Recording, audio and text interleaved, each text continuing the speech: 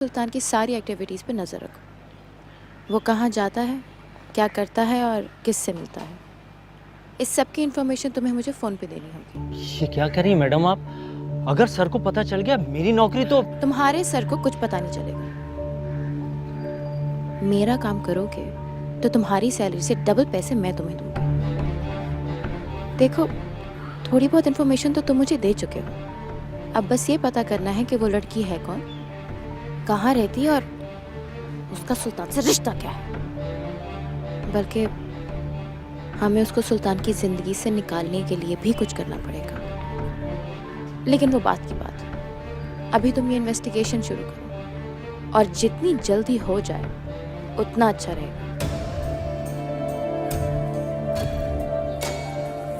ये 5 लाख रुपए एडवांस, बाकी पैसे काम होने के बाद।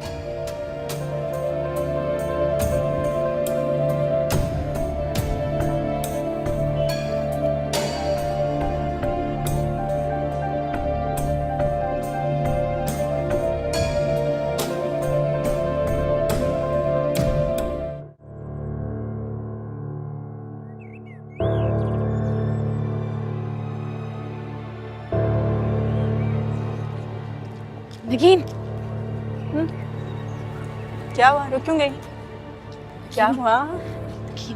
ये कौन वो? तुम्हें मैंने बताया था ना, एक लड़का मेरे पीछे पड़ा हुआ है, मुझे धमकियां देकर फोन पे। वो यही। आज मैं इसको छोड़ूंगी नहीं। देखना कैसे पुलिस के नाम से भागता है ये बुज़दिल इंसान। नहीं नगीन, तुम इससे कोई बात नहीं करोगी। लेकिन क्यों? ये मेरा मसला है, इसे मैं खुद टैकल करूंगी। अच्छा ठीक है, मैं तुम्हारे साथ चलती हूँ। नहीं, तुम कहीं नहीं जाओगी। तुम बस 2 मिनट यहाँ रुको, मैं इसका दिमाग दुरुस्त करके आती हूँ।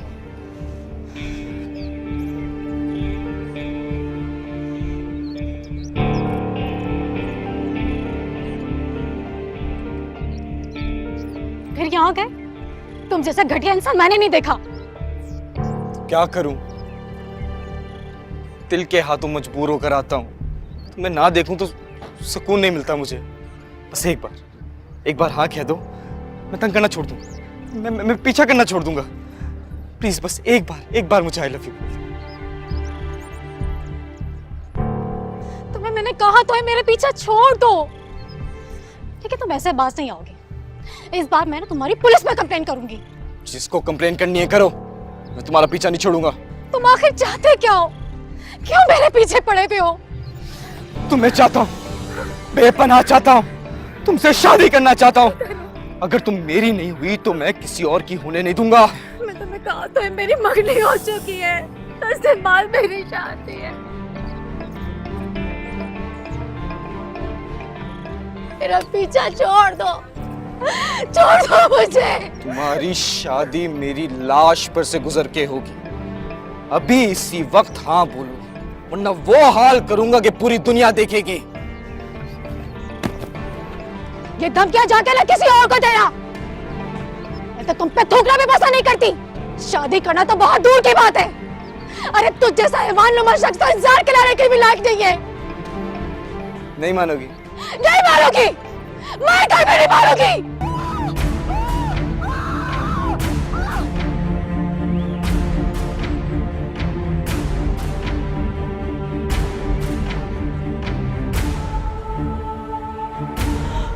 फरियाद! फरियाद! फरियाद!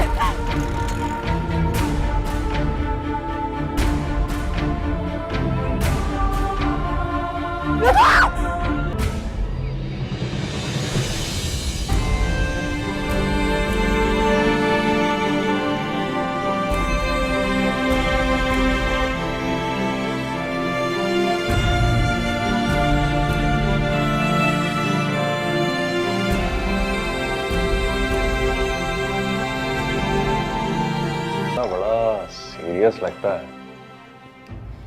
पता नहीं यार, मुझे समझ नहीं आ रहा। तुम तो मेरे मिजाज से वाकिफ हो। जिंदगी में इतनी सारी लड़कियां आई और चली गईं, लेकिन मेरा दिल किसी एक पे टिक के कभी नहीं रहा। शायद यही वजह है कि मैंने शादी आज तक नहीं की है। लेकिन इस बार एक अजीब सी बेचैनी है यार। बेचैनी वो तो नजर आ रही है। ऐसे ही थोड़ी तुम उसकी एक झलक देखने के लिए बार बार भागे जाते हो। ये मोहब्बत नहीं तो क्या है सुल्तान? पता नहीं ये सब क्या है, मैं समझ ही नहीं पा रहा हूं। यस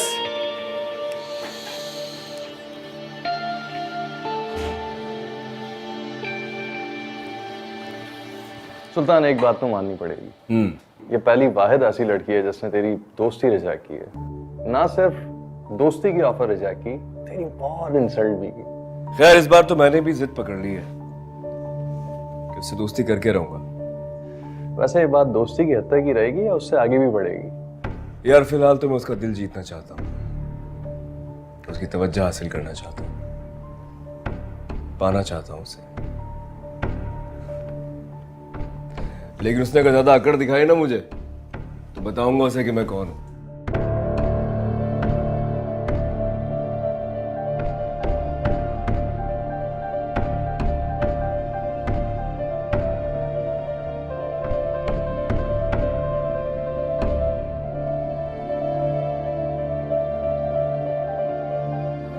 मैडम नगीन फयाज नाम है उसका, और वो एक प्राइवेट बस कंपनी में बस हॉस्टेस की जॉब करती है। व्हाट?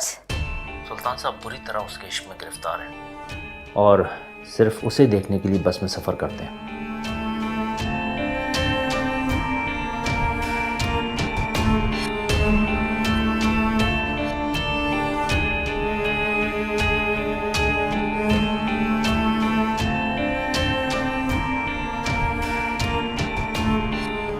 नाजरीन, औरत को हरासा करने का एक और वाकया मंजर यहाँ पे आ चुका है।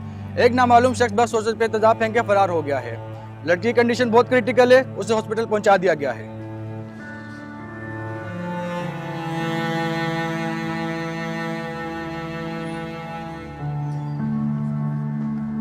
डॉक्टर साहब, फरियाल की दोस्त हूँ मैं, नगीन। फरियाल अब कैसी है? उसका चेहरा बहुत ज़्यादा जल गया था ना। मैंने बहुत सारे एनजीओ से बात की है, वो कह रहे हैं वो हमारी मदद करने के लिए तैयार हैं, उसकी सर्जरी करवा देंगे। मुझे बताएं वो कैसी, वो ठीक है ना? देखिए, उनका सिर्फ चेहरा ही नहीं बल्कि जिस्म के कुछ आज़ा भी बुरी तरह झुलस चुके हैं। हम पूरी कोशिश के बावजूद भी उनको बचा नहीं सके। I am very very sorry. आप उनकी फैमिली को फौरन इत्तला कर दीजिए और हो सके तो पुलिस को। हौसला बढ़ाइए।